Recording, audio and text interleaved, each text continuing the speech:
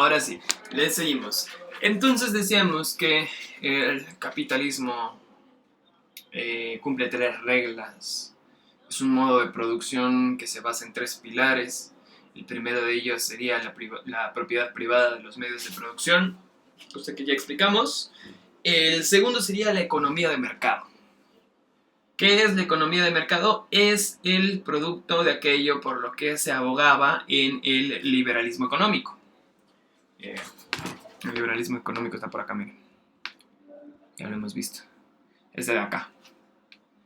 El liberalismo económico, para pronto, la economía de mercado es una condición en la cual el gobierno no tiene decisión sobre los procesos económicos que se llevan a cabo en su territorio, ¿no?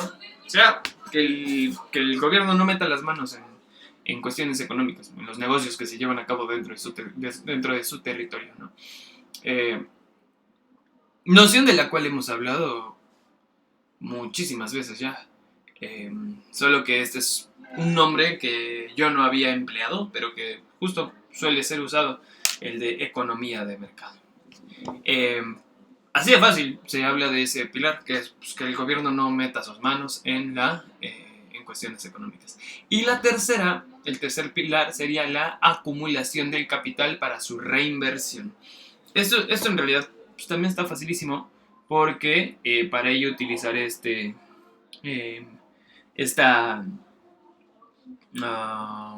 dibujito que les hice. Esto ya lo hemos visto antes. Es el proceso de producción dentro del capitalismo, ¿no? Piensa en el capital no como en el dinero, porque cuando se habla de capital estamos hablando de todas las posibilidades que puede tener, llamémosle, un capitalista, el dueño de una industria, por ejemplo, todas las posibilidades que va a tener a partir de la inversión de su dinero en este proyecto económico que tiene, en esta empresa que tiene. Entonces, al ser todas estas posibilidades, pues piénsalo como los créditos del Playtime, ¿no? De estos lugares en donde te metes a jugar maquinitas, y que estas maquinitas pues no le vas a meter monedas, sino que tú vas a comprar una tarjeta y vas a comprar créditos, y que esos créditos tú decidirás qué haces con ellos, ¿no? Pues de esta forma es que podemos entender el capital como una serie de créditos que pueden ser empleados en un sinfín de posibilidades dentro de una empresa que se crea, ¿no? Entonces, una vez que se tiene capital, podrías invertirlo tú en capital variable, que serían los humanos que trabajarán en tu empresa, o en capital constante, que sería las máquinas que están dentro de tu fábrica, por ejemplo, o la fábrica misma, las instalaciones de tu fábrica misma, ¿no? Es todo aquello en lo que puedes invertir, que no son gente que trabaja. Cuando el capital variable, o sea, los humanos trabajan con el capital constante, se generará una ganancia, ¿no? ¿Qué es lo que hemos estado hablando de cómo los medios de producción son aquellos objetos que cuando el humano le imprime su fuerza de trabajo generarán ganancia? Bueno, pues el capital variable, los humanos, imprimirán su fuerza de trabajo en el capital constante, los medios de producción que pertenecen a los burgueses, para generar ganancia. Y entonces tenemos ya no capital, sino tenemos como C', ¿no? Con un excedente productivo. Ahora se tiene más dinero, se tiene más capital que aquel que se invirtió. ¿Qué va a hacer el burgués a partir de esto? ¿Va a agarrarlo todo, embolsarlo y olvidar la industria que creó? Pues no, claro que no. Probablemente sí se embolse una parte, pero otra parte muy importante, tal vez inclusive mayoritaria, perdón, del capital, del capital que obtuvo a partir de su inversión, la va a acumular y la va a reinvertir. O sea, pues de nuevo, más capital constante, más capital variable. Perdonen esta caligrafía mía tan horrible, lo estoy haciendo con mi mouse.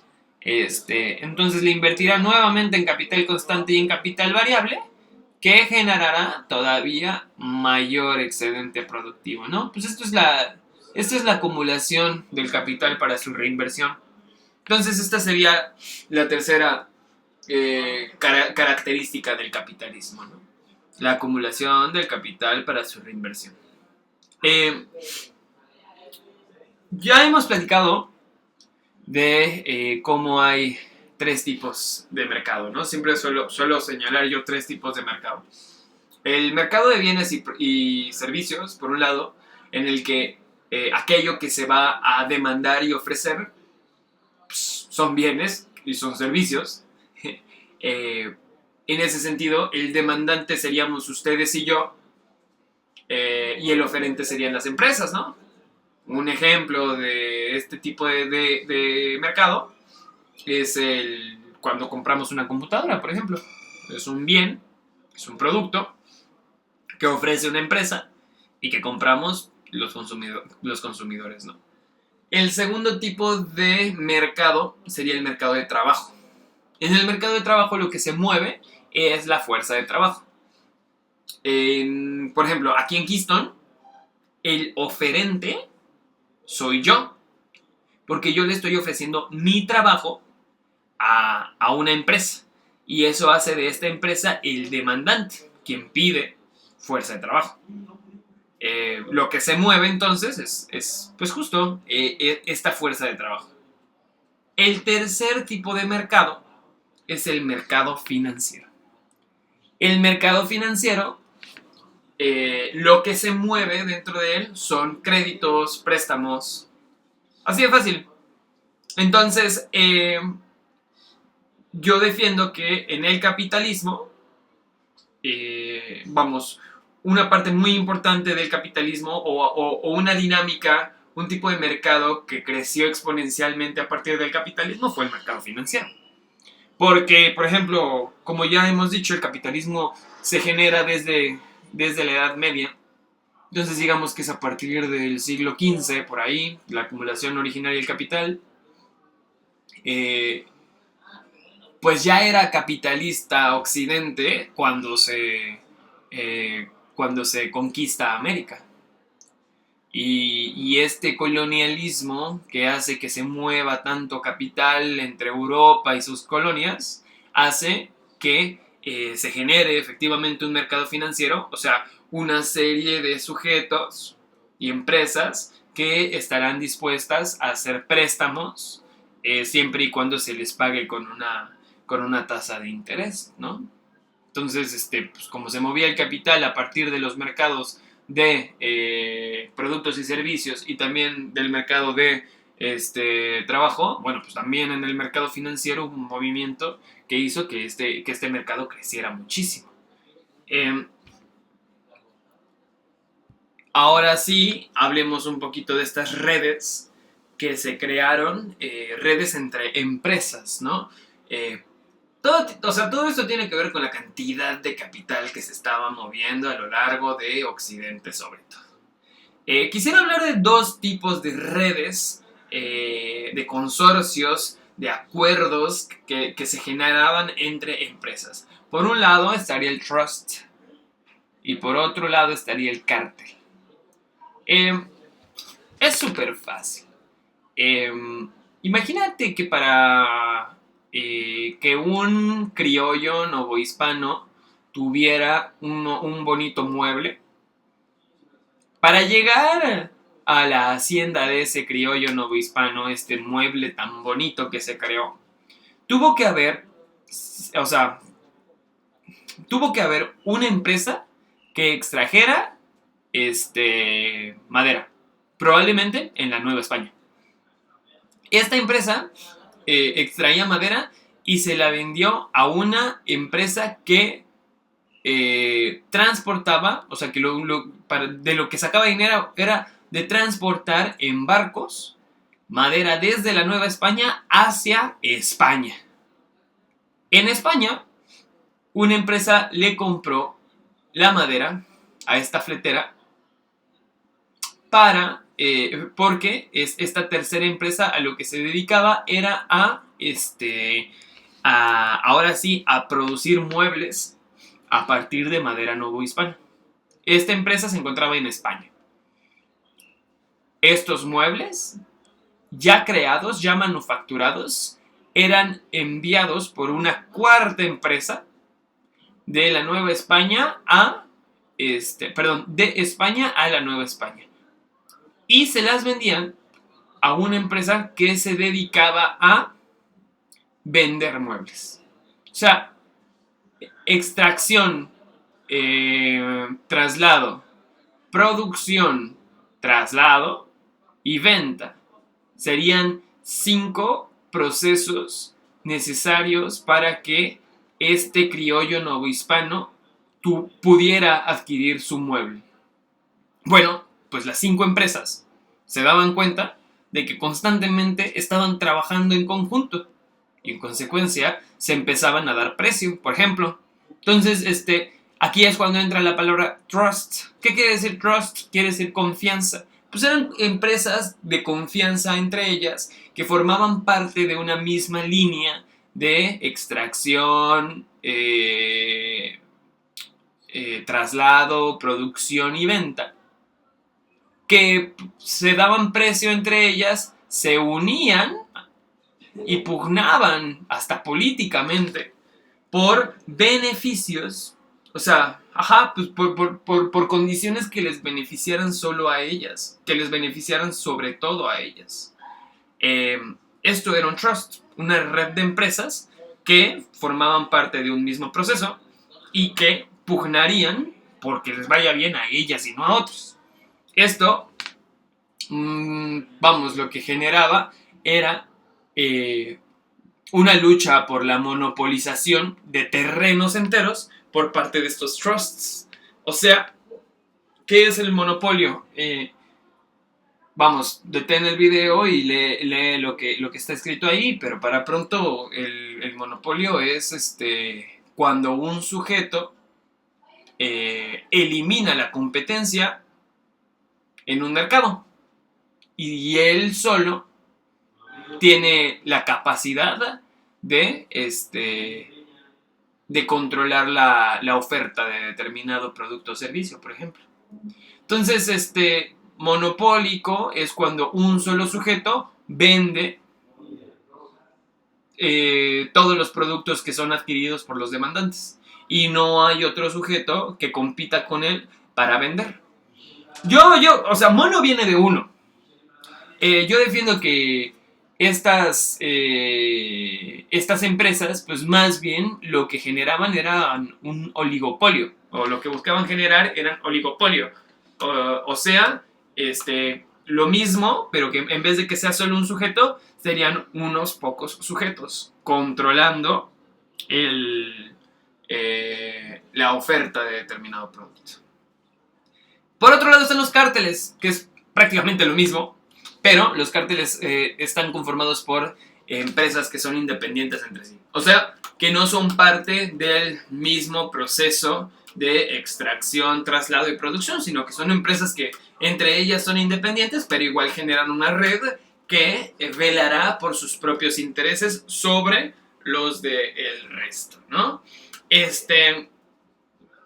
Bueno, pues este proceso en el cual los trusts y los cárteles defendidos por sus gobiernos iban a buscar generar oligopolios en territorios completos de Europa y de colonias europeas, ahí sí, yo defiendo, es la principal causante de la Primera Guerra Mundial. Que eventualmente veremos que el heredero al trono austrohúngaro, Franz Ferdinand, fue asesinado en Serbia.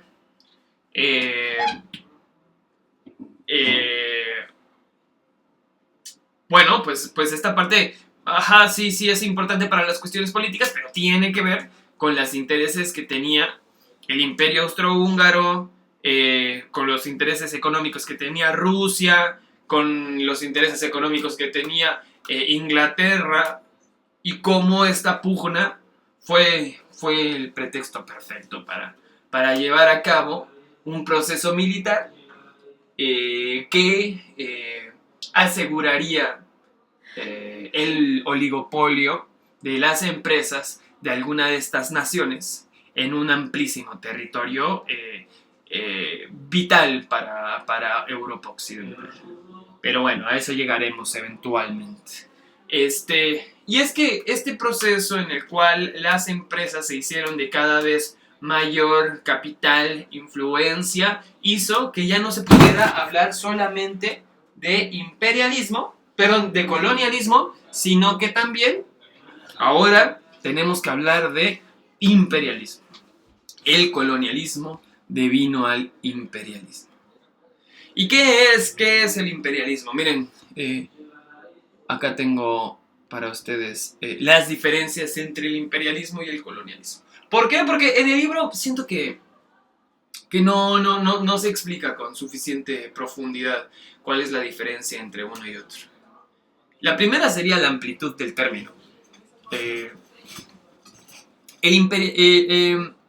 Ya veremos que en términos generales, el imperialismo es muchísimo más amplio que el colonialismo. Tan amplio es el término imperialismo que de hecho el colonialismo es una forma de imperialismo. Es una de las formas en las cuales se puede llevar a cabo una dinámica imperialista. Chequen. Yo se los dividí en tres. En términos de, o sea, bueno, en cuestiones de amplitud del término, la diferencia es que, fíjense, el colonialismo refiere a la dominación formal y directa. Se ejerce un control integral de la colonia. O sea, cuando se lleva a cabo una colonia, un proceso de colonialismo, la potencia que establecerá el control sobre el otro territorio va a controlar economía, religión, política, educación, milicia, todo va a controlar. Por otro lado, el imperialismo tiene otras características. Miren, abarca diversas formas de control, entre las cuales está el colonialismo. O sea, el colonialismo es una forma de imperialismo, pero puede ejercerse mediante influencia económica, cultural o política. O sea, puedes agarrar cualquiera de estas tres. No siempre implica un control directo y absoluto del terreno subyugado, ¿no?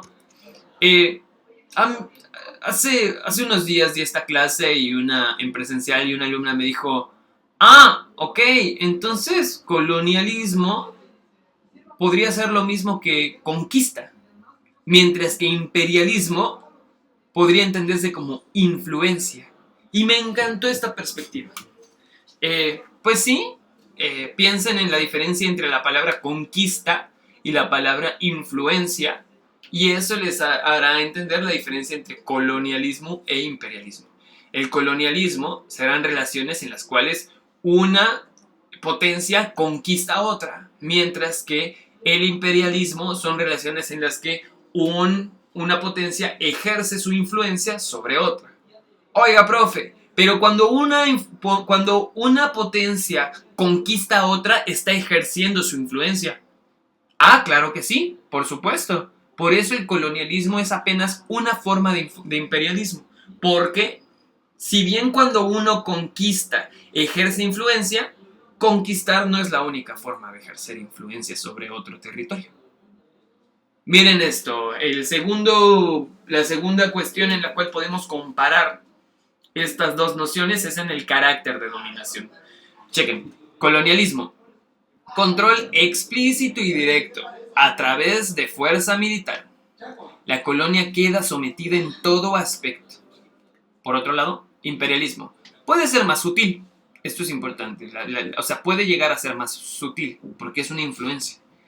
Ejercido a través de influencias indirectas, por ejemplo, como puede ser cuando influyes económicamente o sobre la cultura de un territorio, sin establecer un gobierno sobre el territorio sometido.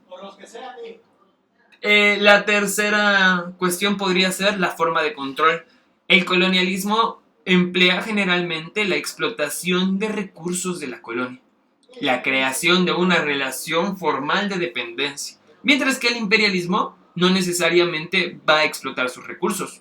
Puede incluirlo, pero no necesariamente.